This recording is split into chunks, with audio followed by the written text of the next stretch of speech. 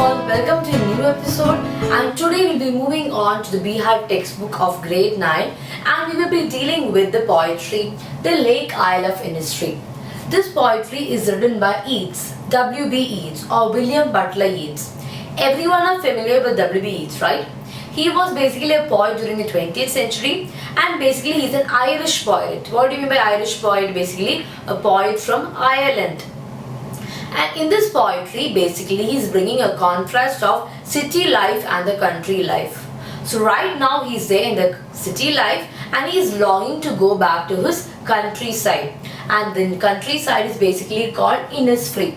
So Innisfree is basically a place in Ireland. So basically he's longing to go to a lake which is situated in Innisfree, where he has spent his most of his childhood days. Okay, there are two meanings which have been brought into the poetry. The one meaning is basically longing to go back to his countryside where he spent his childhood. The second meaning would also be that the poet is basically longing to go back to his childhood days, basically go back to his age. Right now he's having a rustic life, basically a very dull life, so he's basically longing to go back to his childhood days. Everybody has the same.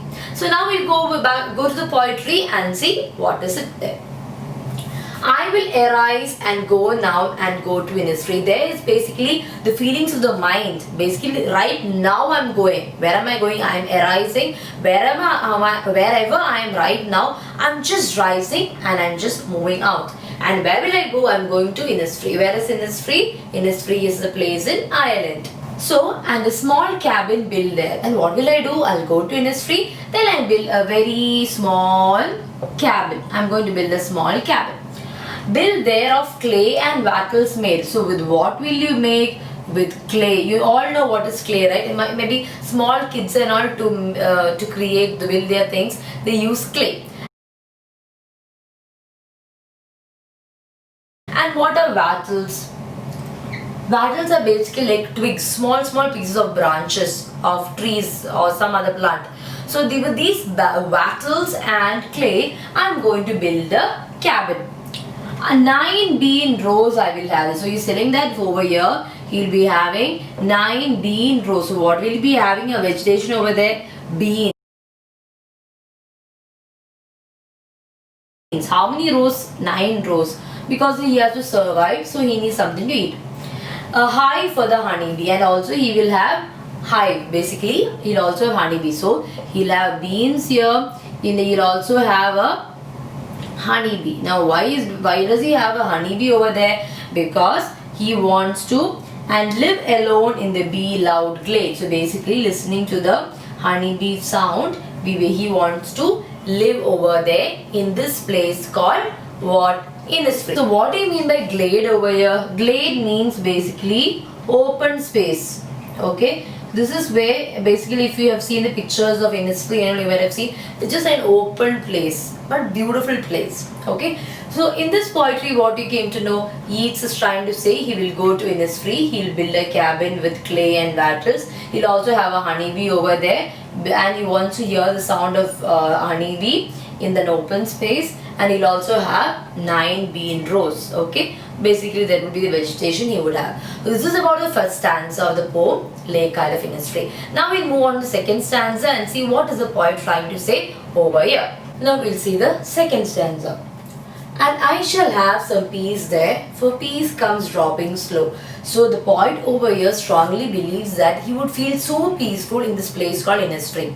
So maybe right now, as he's having quite a rustic life, he feels that if he goes back to a place called Innisfree, if he is there, he will have a lot of inner peace, because maybe he's going through a lot of stress in his office or work.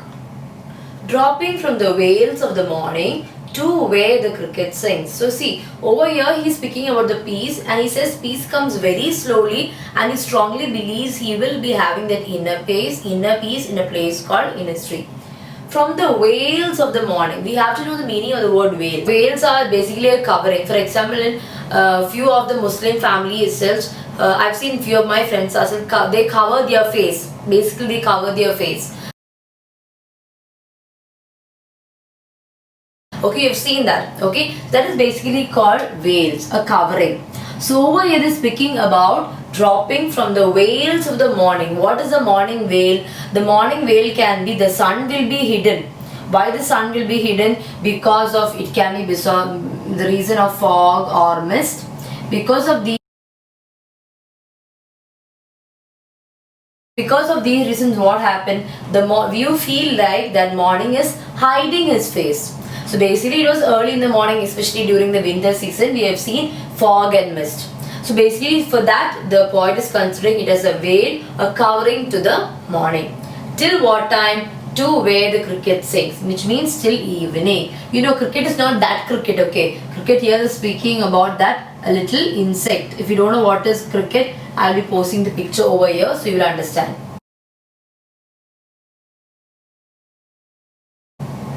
Their midnights all a glimmer and noon purple glow. Now midnights all a glimmer means basically shining. Okay, shining in the sense maybe because of the stars, and as I told it's an open area, so basically the open sky, so it's basically the stars light they've been speaking. And noon a purple glow. Now why is a noon called a purple color there? As I told you, the lake, which is almost bluish in color, because when the sun reflection fell on the lake, maybe that is the reason why there is a purplish color. That is also there. An evening full of linnet's wings. Linnet is again a bird. The picture of linnet also I'll be posting here. So the linnet's wings. So linnet will what? Flap its wing. That sound is also there. So looking from here, morning it's full of fog and mist in that area. And evening there cricket, the insect cries. And noon is what? Purple color. Okay, and night is shining. And evening full of linnet's wings. Linnet is a bird. That bird will flap its wings.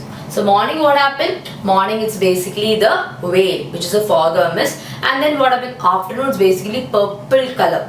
Okay. Evening what happened? Evening cricket bird sings, as also linnet birds flap the wings. And midnight what happened? It's all glimmer, it's all shining. This is what the poet is trying to say in the second stanza, and he strongly feel, as said in the first line, he strongly believed that he will be getting some peace over there in this place called Innisfree. Okay.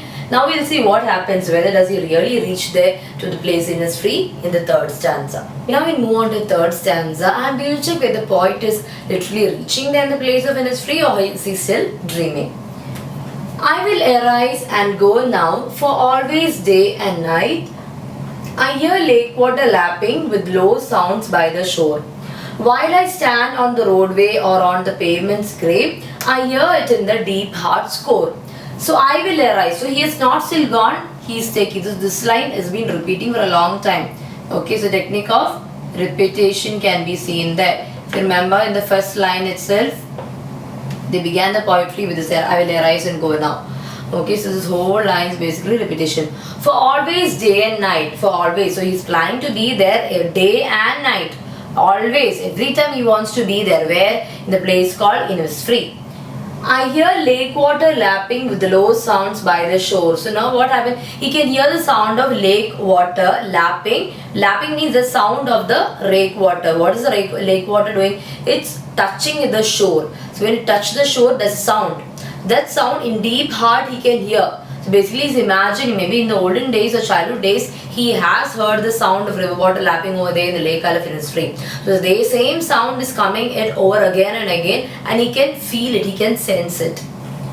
While I stand on the roadway or on the pavement's grave. So from this line, we understood that this is basically his city life. So where is he right now? He is in the roadway. That's basically that it's been shown. Okay, the road, pavement, and everything which shows they are in the city. And see the color given over here, grey. Initially it was purple color, shining, everything in the second stanza. But when it came to third stanza, the final stanza, see the way the poet is given grey light, basically suggesting the dull life of the poet in the city. So where is he right now? He is on the roadway or on the pavement. And the pavement is what color? Grey in color. We all know the roads are basically, the tarred roads are basically grey in color. I hear it in the deep heart score. So what is he hearing in the deep heart score? Basically an inner voice of him to a call like to go back to a place called Innisfree. So the last stanza basically is trying to say he wants to spend more time there, even day and night. And he also says through his mind, through his heart, he can hear the sound of the river water lapping on the shore. And right now whereas he's on the roadway and he's thinking about his past days. And he also say, I can hear it in the deep heart. And we also analyze that the pavement's grace is the dull life of a city. This is about the poetry Lake Isle of Innisfree. I hope you understood that. Now we'll move on to the poetic devices of the poem. Okay, so now we'll see the poetic devices of the poem. The first one is repetition. I've already told you the line I will arise and go now. The whole line is repeated in the first line and the third stanza. First stanza and third stanza. Rhyme scheme. I told you many a time how to check the rhyme scheme. Looking into the last words of the poetry. So on the conclusion come the rhyme scheme is ABAB. Alliteration. Alliteration basically the repetition of the initial consonant sounds. The L sound is repeated in the same line. Initial consonant. You know what's a consonant, right? Letters other than vowels. Basically the sound other than vowels. Other than A, E, I, O, U. All the others are consonants. Okay. Those basically repetition in the initial. Not here in the middle end. But initially it's called alliteration. And then it's personification. Morning is specified. It is said that morning's veil. Basically human beings cover their face. So human beings do the covering. Okay, they cover. But that personification, that particular character traits is given to morning being covering the face. That is basically the technique of personification. Okay, so these are the poetic devices of the poem Lake Isle of Innisfree. Now we look into a few important questions. Now, if somebody, the message of the poem, what is the message of the poem? The message of the poem is that although it's a very simple life, people is basically longing to go back to that simple life, right? That's one thing.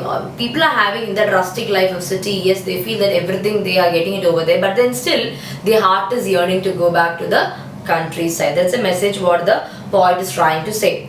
Now, looking into the important questions, the often asked questions would be. One question can be like value-based question can be, we all know people like the life in the city is so fast, but still why do they prefer city life? The reason can be because of better job opportunities. It can also be because of the better facilities over there, better electricity or better studies. Those can be the reason. So that can be one question, like a value-based question which you have to elaborate and write.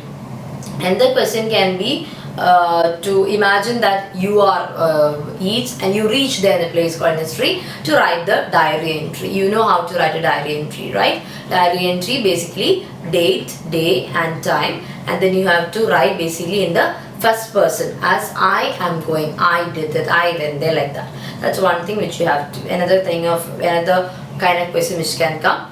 And the question which came across my mind while going through this poetry is, the Lake Isle of Innisfree is both a place and poet's state of mind. Yes, it's a place. Innisfree, I told you, is a place in Ireland. Now, why it is called? It's a place of. Why it is called? It's poet's state of mind, because the poet is always longing to go back to the place called Ireland. Okay, so that longingness is because of being in the rustic life. He's longing to go back to his countryside. So that poet's state of mind to go back. That is what is being said. Okay, so this is all about the poetry Lake Isle of Innisfree. I hope it is clear. Okay, if you are watching my video for the very first time, please don't forget to subscribe, like and share it with your friends. Let this poetry class be useful for each and everyone out there. Okay, thank you so much. God bless you. Have a wonderful day. Take care. Thank you. Nimi Rujo signing off. Bye.